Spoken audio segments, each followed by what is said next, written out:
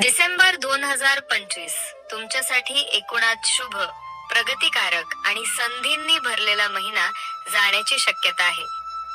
पण मध्यंतरानंतर काही आव्हाने आणि मानसिक चढउतारही दिसतात.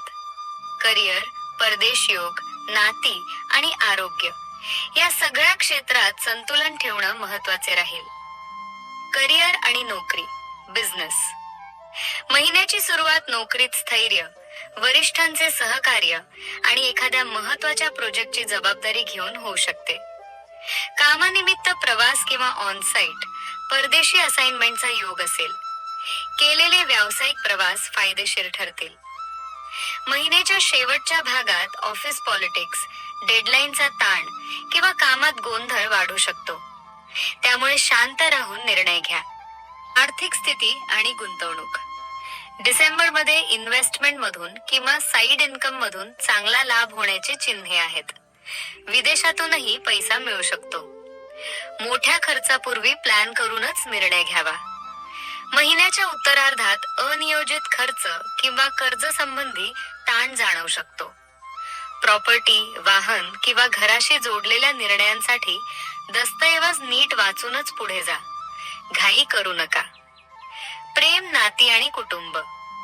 ज्यांचे रिलेशनशिप, विवाह आहे त्यांच्यासाठी महिना एकूणात गोड, भावनिक जवळीक वाढवणारा पण थोड्या वादविवादांनी भरलेला राहू शकतो.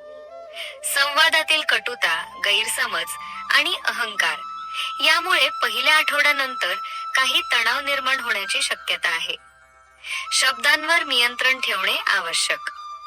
कुटुंबात एखाद्या शुभ कार्याची चर्चा, प्रवास किंवा स्नेह मेळावा घडू शकतो. ज्येष्ठांचा आशीर्वाद आणि भावंडांचे सहकार्य मिळेल. आरोग्य आणि मानसिक स्थिती.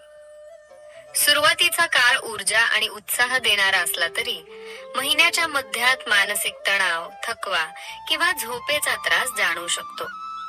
जुन्या आजाराबाबत उदा, पित्त, त्वचा, पोटाशी संबंधित थोडी काळजी घ्यावी. डाएट आणि रुटीन मध्ये शिस्त ठेवल्यास मोठ्या अडचणी टळतील.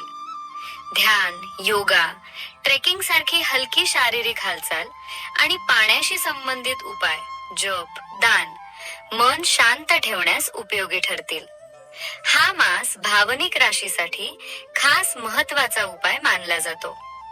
शिक्षण, करिअर ग्रोथ आणि प्रवास. विद्यार्थी आणि स्पर्धा परीक्षा देणाऱ्यांसाठी डिसेंबर हा मेहनत करून मार्क्स, रिझल्ट सुधारण्यासाठी चांगला महिना आहे.